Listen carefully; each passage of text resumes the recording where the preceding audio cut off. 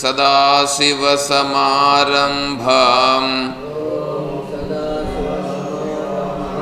శంకరాచార్యమధ్యమాం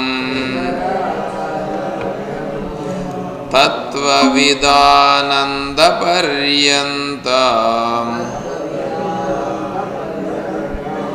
వందే గురుపరంపరాం.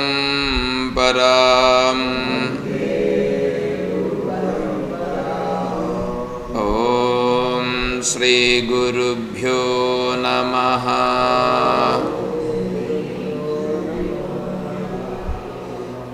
పూజ్య గురుదేవులు తత్వవిధానంద సరస్వతి స్వాముల వారి దివ్యచరణారవిందములకు ప్రణమిల్లుతూ పరిపూర్ణ పరబ్రహ్మస్వరూపులకు ప్రియాత్మ బంధువులార ఓం. 17వ శ్లోకం ప్రశ్నోత్తరి.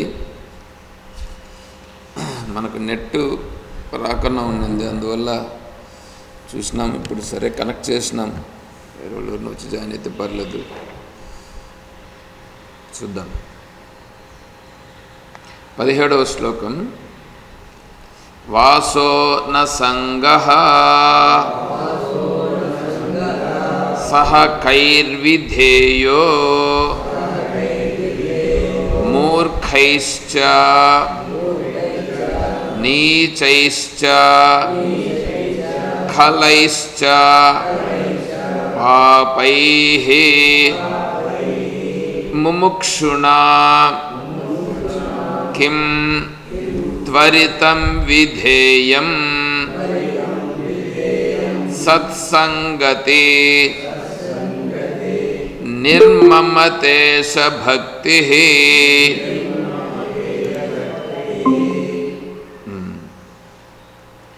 దీంట్లో వాసో న సంగః సహకైర్విధేయో, ఇది మనం చూసినాం. అంటే మూర్ఖులతో, నీచులతో, ఖలులతో, పాపులతో మనము వాసము సంగము చెయ్యరాదు. సరే, వాళ్ళతో సహవాసం చేయకూడదు, బాగానే ఉంది. మరి ఇంకా ముముక్షువులుగా ఉండేటువంటి వాళ్ళు ఎవరితో విధేయులై ఉండాలి అంటే ఎవరితో సాంగత్యం కలిగి ఉండాలి? ఏమండి, ఎవరు? ముముక్షువులు. లోకంలో ఉండేటువంటి వాళ్ళేమో వాళ్ళు ఎవరెవరితో సంఘం కలిగి ఉంటారు, ఎవరెవరితో స్నేహం చేసుకుంటూ ఉంటారు, వాళ్ళు ఏమేమో చేసుకుంటూ ఉంటారు. మరి ముముక్షువులు అంటే మోక్షాపేక్ష. మోక్షం అంటే విడుదల. మోక్షం అంటే విడుదల. దేని నుంచి విడుదల? దుఃఖము నుంచి విడుదల. జన్మ అనేటువంటిది, జన్మ నుంచి విడుదల కరెక్టే. జన్మ ఎప్పుడుంది అంటే దుఃఖం ఉంటే జన్మ ఉంది. దుఃఖమే జన్మ. నీ యొక్క సహజత్వ స్థితి ఆనందం. ఈ ఆనందమును కోల్పోతున్నావంటే జన్మం పొందుతున్నావు అని అర్థం. నేను అంటే ఇప్పుడు జన్మ అని అనుకోండి, అంటే ఇప్పుడు మేము ఉన్నాము. జన్మ అంటే నేను చచ్చిపోయిన తర్వాత మళ్ళీ జన్మ వస్తుందని కదా. కానీ ఇప్పుడు నేను అది చెప్పట్లా. ఇప్పుడే చెప్తున్నాను, నేను ఆనందంగా ఉన్నాను. నా సహజత్వమైనటువంటి ఆనందములో నుండి నేను దిగజారిపోవడమే జన్మ. సహజమైన ఆనందం నుంచి దిగజారిపోతున్నాను కదా, అంటే ఆనందాన్ని కోల్పోయి దుఃఖపడుతున్నాను కదా, అది జన్మ. ఆ జన్మ రాకుండా ఉండుటయే మోక్షము కోరుకొనుట. అది ముముక్షుత్వము. అర్థమవుతుందా? ఏ జన్మరాహిత్యము? అయ్యా బాబు, ఏ జన్మ రాకుండా? అరే ఇంతసేపు చెప్పింది నేనేంది? అది ఏమింటున్నారు మీరు? జన్మ అంటే ఏంటి? నేను మీకోసమే చెప్పాను కదా, నేను ఇప్పుడు చెప్పాను కదా, చచ్చిపోయి మళ్ళా జన్మ వస్తుంది, అది జన్మని మీరు అనుకుంటున్నారా? అది కాదప్పా. అది నేను 1వ తరగతి నుంచి 10వ తరగతికి వెళ్ళిపోతా ఒకసారి. మీరు ఎన్నో కూర్చొని ఉంటారు. అందుకనే చెప్తాను నేను, నా పైన కాన్సన్ట్రేషన్ చేయండి. నా పైన కాన్సన్ట్రేషన్ చేస్తే మీకు అర్థమవుతుంది. ఎందుకంటే మీ దీంట్లో ఉండేటువంటి దాన్నే పట్టుకొని అలాగ ఆలోచిస్తూ ఉంటే నేను కూడా అట్లా చెప్తూ ఉంటాను. అట్లా అనుకోవద్దు. నేను స్టెప్ బై స్టెప్ మార్చేస్తూ ఉంటాను. నేను ఒక్కొక్కసారి లోతు స్థాయికి వెళ్ళిపోతూ ఉంటాను. ఇప్పుడు జన్మ ఎప్పుడుంది? ఇప్పుడే నువ్వు నీ సహజత్వ స్థితిలో నుంచి నువ్వు జారిపోయినావంటే జన్మ ఇప్పుడే చచ్చిపోయి మళ్ళీ ఇప్పుడు పుట్టినావు. నా ఆనంద స్వరూపం కోల్పోయానుగా. నా ఆనంద స్వరూపాన్ని కోల్పోయినాడంటే అర్థం ఏమిటి? జన్మ వచ్చేసింది మళ్ళా. అలా నా ఆనంద స్వరూపములో నుంచి దిగజారకుండా నా సహజత్వము యందే ఉండుట అనేది ఉందే, అది ముముక్షుత్వం. అది కోరుకునుట, అది మోక్షము కోరుట. అలా మోక్షము కోరుకునేటువంటి వాళ్ళు ఎవరున్నారో వాళ్ళు కిం త్వరితం విధేయం. త్వరితం అంటే తొందరగా పరిగెత్తపోవాలన్నమాట. ఎక్కడికి పోవాలా అంటే అలా ఉండాలని అనుకుంటా ఉండేవాళ్ళు ఎక్కడికి పోవాలా? దేనితో విధేయులై ఉండాలా?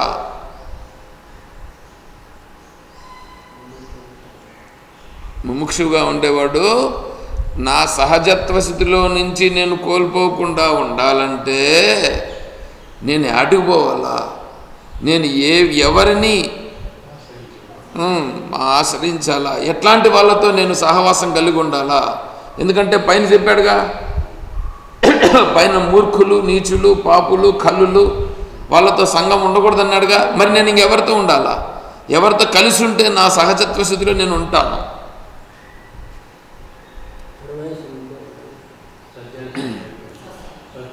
దాన్ని చూడండి ఇక్కడ. దానికి సమాధానం సత్సంగతి. 1 సత్సంగతి, 2 నిర్మమత్వము, 2వది నిర్మమత్వం, మమత్వము లేకుండా ఉండుట, 3 ఈశభక్తి. 3 ఈశభక్తి. ఈ 3 ఉంటే నువ్వు ముముక్షత్వం, నువ్వు మోక్ష స్థితిలో ఉంటావు. నీ సహజత్వ స్థితిలో నుంచి నువ్వు జారకుండా ఉంటావు. ఏంటంటివి? 1 సత్సంగము, 2 నిర్మమత్వం. నిర్మమత్వం అంటే మమత్వము లేకపోవుట.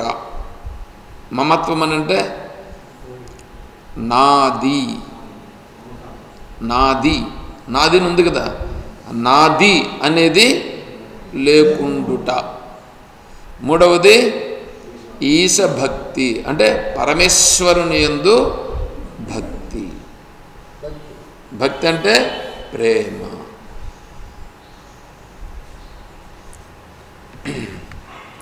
ఇప్పుడు నేను దీన్ని చెప్దామని అనుకున్నాను, టైం అదేందో నెట్ రాకుండా మనల్ని ఇబ్బంది పెట్టింది. సరే, ఇప్పుడు ఏదో ఒకటి అయింది.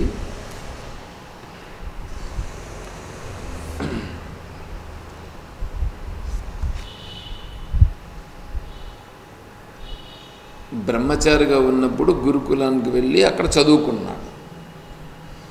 చదువుకున్న తర్వాత అక్కడి నుంచి విద్య 12 సంవత్సరములు పడుతుంది.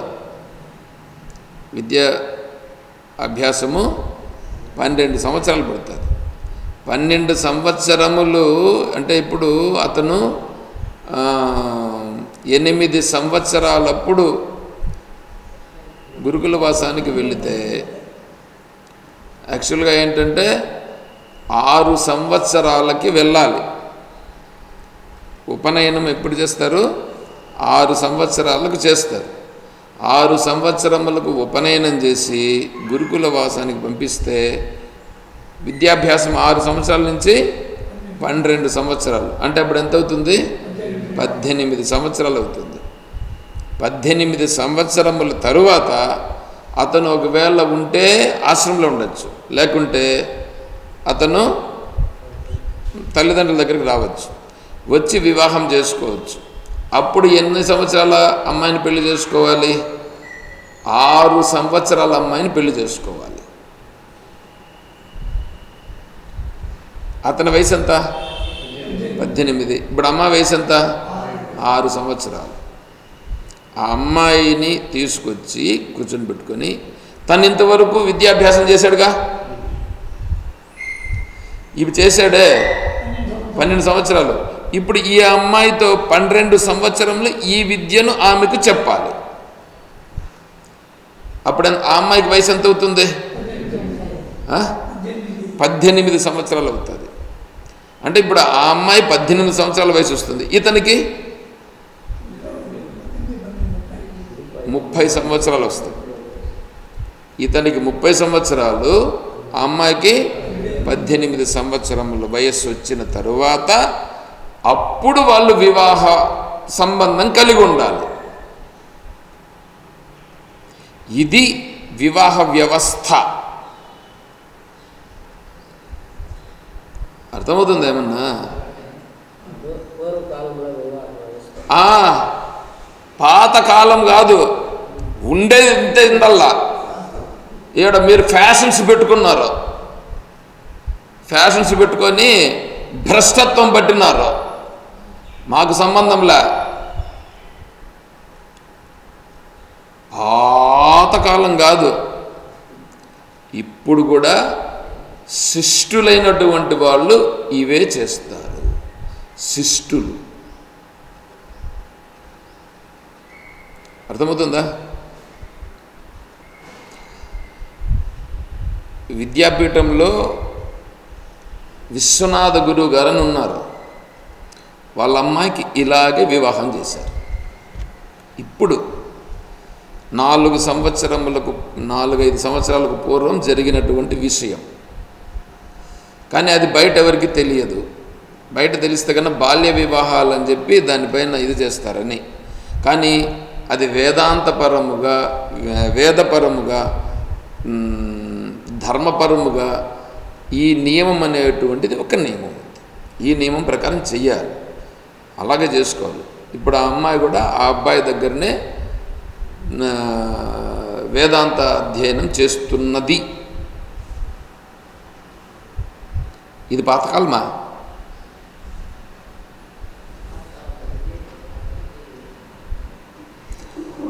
మీకు తెలియకపోతే పాతకాలం అనేదా? చెప్పండి, అర్థమవుతుందా? సరే, ఇప్పుడు గురువు దగ్గర గురుకుల వాసంలో వేదాంత అధ్యయనం చేసిన తరువాత ఆ గురువు గారు అతను ఇంటికి పోతానంటే పోయే సమయంలో చివరిలో ఏం చెప్తారంటే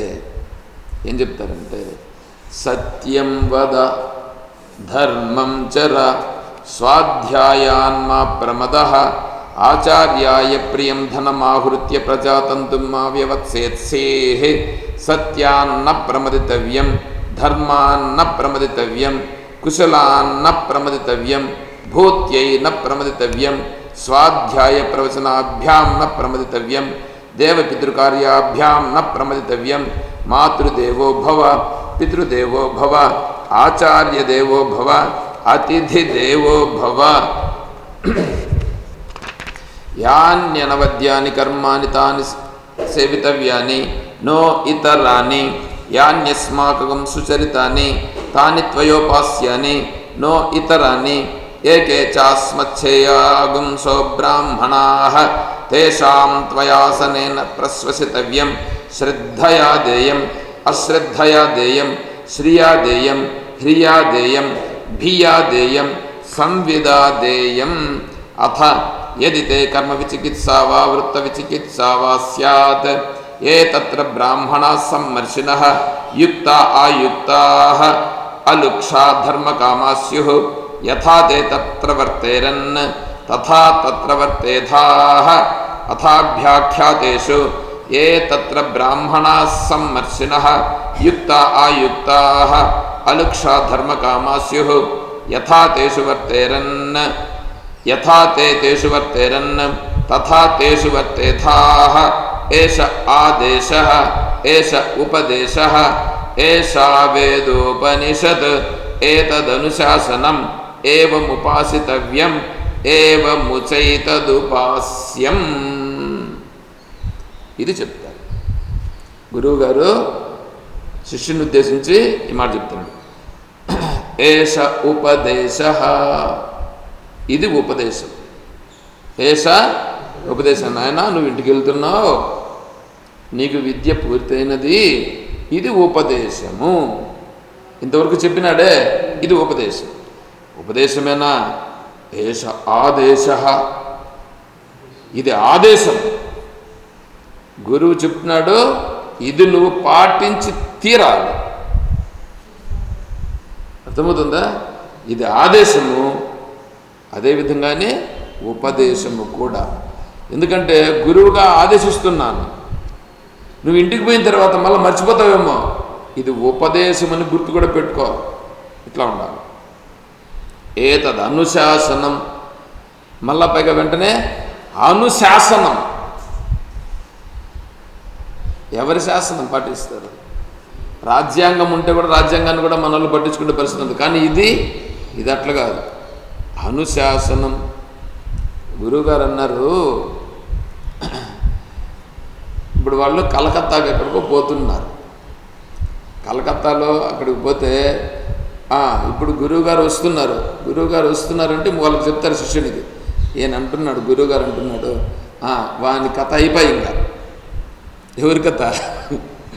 ఆ శిష్యుడు అక్కడ ఉన్నాడు కదా, ఈయనకు చూసుకోవాల్సిందంతా ఆయనే చూసుకుంటాడు, శిష్యుడు చూసుకుంటాడు. మేము పోతున్నామంటే ఇంకా ఆ శిష్యుడి కథ అయిపోతుంది పాప. అంటే వాళ్ళు ఎట్లుంటారంటే, శిష్యులు కూడా ఎట్లుంటారంటే, గురువులు రాలేదని ఉంటారు.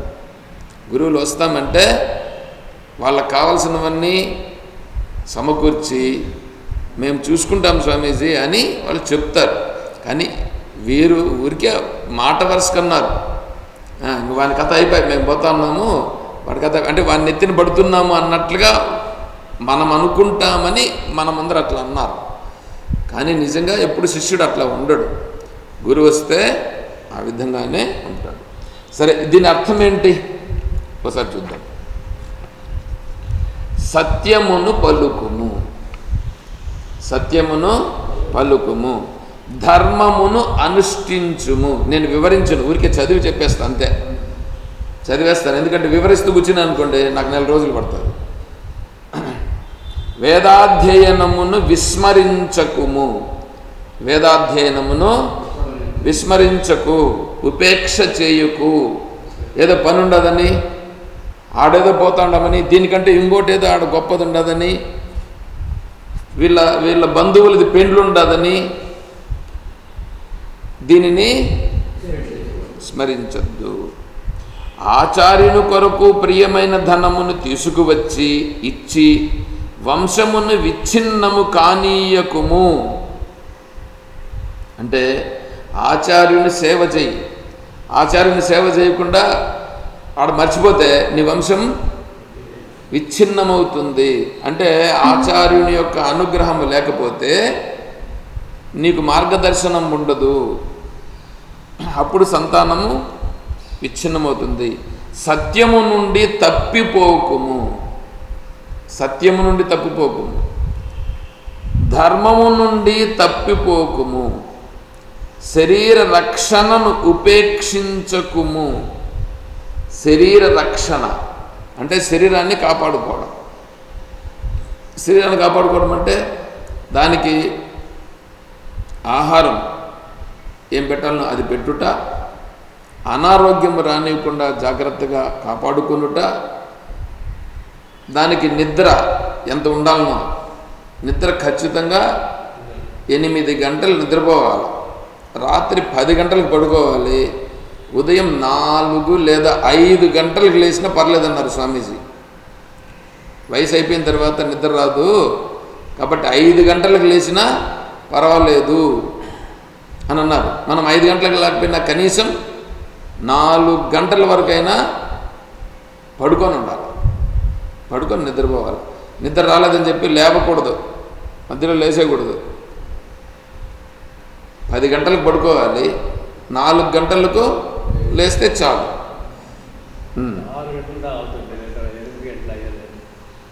రాదు, వయసు అయ్యే కొద్దికి నిద్ర రాదు. అందుకని మధ్యలో నిద్రపోతే కూడా పర్లేదు, పగలపూట కూడా నిద్రపోవచ్చు, నిద్రపోమన్నారు స్వామీజీ.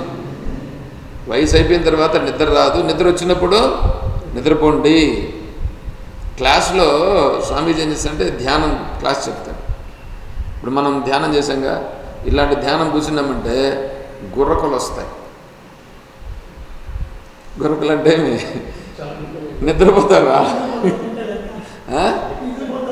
నిద్రపోతారు కూడా, నిద్రపోమంటారు స్వామి, నిద్రపోమంటారు స్వామీజీ. నిద్రపోండి, ఏం ప్రాబ్లం లేదు అని అంటారు. కాబట్టి 8 గంటలు కానివ్వండి, పర్లేదండి. సరే, సంపద విషయమై అసావధానుడు కావద్దు. సంపద విషయంలో అంటే ధనార్జన చేసే దాంట్లో ధర్మబద్ధంగా సంపాదించి ధర్మబద్ధంగానే జీవించవలేడు. ఇది ఎవరికి చెప్తా ఉండేది? ముసలోళ్ళకి కాదు.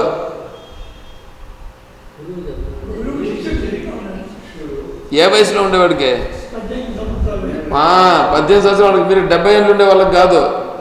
70 ఏళ్ళకి పోయి ధర్మంగా ధనమును సంపాదన చేయమని అన్నాడు కాబట్టి మేము ఇప్పుడు ధనాన్ని సంపాదన చేస్తామని పోవద్దండి. మీరు అట్లాంటి గొప్ప వాళ్ళైనా మీరు. అందుకని నేను మళ్ళీ చెప్తా ఉండేది, అసావధానుడు కావు. వేదాధ్యయనము నుండి అధ్యాపనము నుండి తప్పిపోకుము. వేదాధ్యయనము నుండి అధ్యాపనము నుండి అంటే వేద అధ్యయనం చేయడం అంటే మనం భగవద్గీత పారాయణం ఇవంతా చేస్తున్నాం కదా, మన స్థాయిలో భగవద్గీత పారాయణం, ఉపనిషత్ పారాయణం కూడా చెయ్యాలి. వేదాధ్యయనము, ఉపనిషత్ పారాయణము వీటిని చెయ్యాలి. విచారణ కూడా చేసుకోవాలి అంతే. దేవతారాధన నుండి చూడండి, దేవతారాధన నుండి పితృకార్యముల నుండి దూరము కావద్దు. దేవతారాధన చేయమన్నారుగా. పితృకార్యముల నుండి దూరం కావద్దు. తల్లియే దైవముగా కలవాడవు కమ్ము. స్వామీజీ చెప్పారు, తల్లియే దైవముగా కమ్ము అన్నప్పుడు దేవతారాధన ముఖ్యమా, తల్లి ఆరాధన ముఖ్యమా అని అడిగినారు. ఇప్పుడు ఒక అతను తిరుమలకు పోతున్నారండి, పక్కలో ఉండేవాళ్ళు తిరుమలకు పోతూ ఉన్నారు. లేకపోతే అదేదో జరిగింది కదా ఇప్పుడు ఈ మధ్యలో,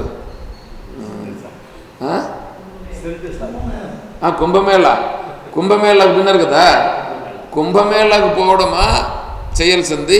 తల్లి ఉంటే తల్లి సేవ చేయడమా? తల్లి సేవ చేయడమే కుంభమేళ కంటే గొప్పది అని చెప్పారు స్వామీజీ. చెప్పారు, తండ్రియే దైవముగా గలవాడవు కమ్ము. తల్లిదండ్రుల యొక్క సేవను చేయము. ఈ తల్లిదండ్రుల సేవ చేయడం అనేటువంటిది దాన్ని ఎట్లా చెప్పారంటే, ఇప్పుడు తల్లి దగ్గర ఏదో కొద్దిగా బంగారం ఉంటుంది, తండ్రి దగ్గర ఏదో కొద్దిగా ఆస్తి ఉంటుంది.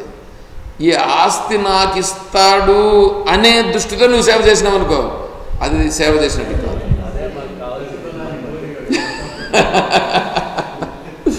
ఆ పాయింట్ వచ్చింది కాబట్టి స్వామీజీ చెప్పిన దాన్ని నేను చెప్పాలి కాబట్టి చెప్తున్నాను నేను. అట్లా కాదు, అట్లా ఉండకూడదు. నేను తండ్రి గారికి సేవ చేయడం నా నా నా కర్తవ్యము అని చెయ్యాలి. తల్లికి సేవ చేయడం నా కర్తవ్యం అని చెయ్యాలి. ఆచార్యుడే దైవముగా గలవాడవు కమ్ము. ఆచార్యుడే దైవం. ఎందుకంటే ఆచార్యుడిని దైవముగా ప్రార్థించి నీకు అప్పుడప్పుడు మళ్ళా సమస్యలు వస్తూ ఉంటాయి. ఎందుకంటే గురువు దగ్గర అధ్యయనం చేసావు, వచ్చేసావు, కానీ అక్కడ అధ్యయనం చేసింది వేరే, ఇక్కడ ప్రపంచంలోకి వచ్చిన తర్వాత ఉండే విధానం వేరే ఉంటుంది. నీకు ఈ విషయము ఆ విషయానికి రెండింటికి క్లాష్ అవుతుంది. అప్పుడేమవుతుందంటే నీకు ఇబ్బందులు వస్తాయి. ఇప్పుడు ఏం చేయాలనేటువంటిది మళ్ళీ తెలుసుకోవాలంటే మళ్ళీ గురువు గారి దగ్గరికి వెళ్ళి అడిగి కనుక్కోవాల్సి వస్తుంది. ఎందుకంటే నీకు ఇంకా దీంట్లో నైపుణ్యం రాలేదు, ప్రపంచం గురించి అక్కడ చదువుకున్నావే కానీ ఇక్కడ ఇంకా తెలియలేదు. కాబట్టి ఈడ ఎలా ఉండాలనేటువంటి దాన్ని తెలుసుకోవాలా. కాబట్టి గురువు గారిని విడిచిపెట్టకూడదు. గురువే దైవముగా భావించాలి. తర్వాత అతిథియే దైవముగా గలవాడవు కమ్ము. అతిథి దేవో భవ. అతిథిని దైవముగా భావించాలి.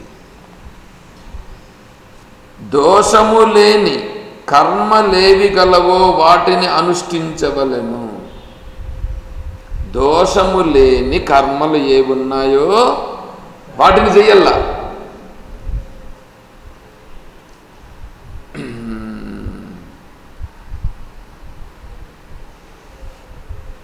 ఒక ఊరిలో గుట్కాలు ఉన్నాయి కదా, గుట్కాలకు పాన్ పరాగులకి లైసెన్స్ ఉందా? అమ్మచ్చా?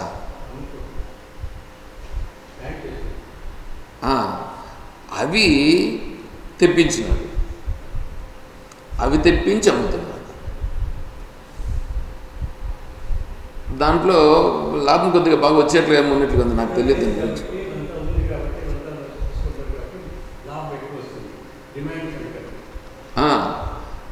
అది పోలీసులు వచ్చి పట్టుకున్నారు, ఎత్తుకున్నారు. పోతే మళ్ళీ కోర్టుకు పోయి ఏదో వేసినారు, మళ్ళీ వచ్చినాడు. మళ్ళీ నన్ను నిలపాలి కదండి, నిలపలే. మళ్ళా చేశాడు, మళ్ళీ పట్టుకున్నారు. మళ్ళీ రెండోసారి మళ్ళీ కోర్టు పోయి మళ్ళీ ఏదో వచ్చేసాడు. మూడోసారి కూడా మళ్ళీ దాన్ని చేస్తున్నట్టు. ఏమయ్యా అంటే వాళ్ళ అన్న అంటున్నాడు, ఎన్నిసార్లు వీడిని విడిపించేది, వీడు ఇట్లాగే చేస్తున్నాడు అంటే దాంట్లో బాగా లాభం వస్తుంది, అందుకని వీడు ఇడిచిపెట్టడం లేదు, ఏం చేసేది అని అన్నాడు. అతను నా క్లాస్కి వచ్చేవాడు. ఎవరు? వాళ్ళ అన్నగా ఉండేవాడు క్లాస్కి వస్తాడు, ఈ తమ్ముడుగా ఉండేవాడు ఈ పని చేస్తాడు. చూడండి ఎట్లా ఉండదు. అది సమయం సందర్భం వచ్చినప్పుడు ఏదో ఒకసారి చెప్పాడు నాతో, ఏం చేసేది స్వామి ఇట్లా చేస్తున్నాడు వీడు, ఏం క్లాస్కి ఎందుకే రాలేదు ఈరోజు ఏంటంటే, ఏం ఎక్కడో లేవంతా మనకెందుకు, ఎక్కడో ఒక జాగాలో అలా జరిగింది అంటే అందుకని చెప్తున్నా. చూడండి ఇక్కడ శాస్త్రం ఎట్లాంటి పని చెప్తుంది, దోషము లేని కర్మలు చెయ్యాలనే కానీ దోషం ఉండే కర్మలు చేయకూడదు. నీకు ఎంత లాభమన్నా వస్తుంది అని అన్నా కూడా దోషం వచ్చే కర్మను చేయకూడదు. ఇతర కర్మలను చేయరాదు, దోషయుక్తములైన కర్మలను చేయరాదు. మా ఆచార్యుల యొక్క మంచి నడవడులేవైతే గలవో అవి నీచే తప్పనిసరిగా చేయబడవలెను. గురువు చెప్తున్నాడు. గురువు యొక్క గురువు గారు చేసినటువంటి నడవడిక ఉందే దానిని నువ్వు ఆచరించుని అంటున్నాడు. అంటే ఆ గురువు గారు చెప్పిందని ఈ గురువు ఆచరిస్తుంటాడు, నేను ఆచరిస్తున్నట్లు చెప్పట్లే. మా గురువు గారు చెప్పిన ప్రకారంగా అది ఏ నడవడుకుందో దానిని మనం అది కూడా నువ్వు ఆచరించు. అవి నీచే తప్పనిసరిగా చేయబడవలెను. ఇతర కర్మలను నీవు చేయరాదు. పైగా దాన్ని కూడా మేము ఒకవేళ తప్పులు చేసి ఉండవచ్చు, అది నీకు తప్పులు అనిపించి ఉండొచ్చు, అవి కూడా నువ్వు చెయ్యొద్దు.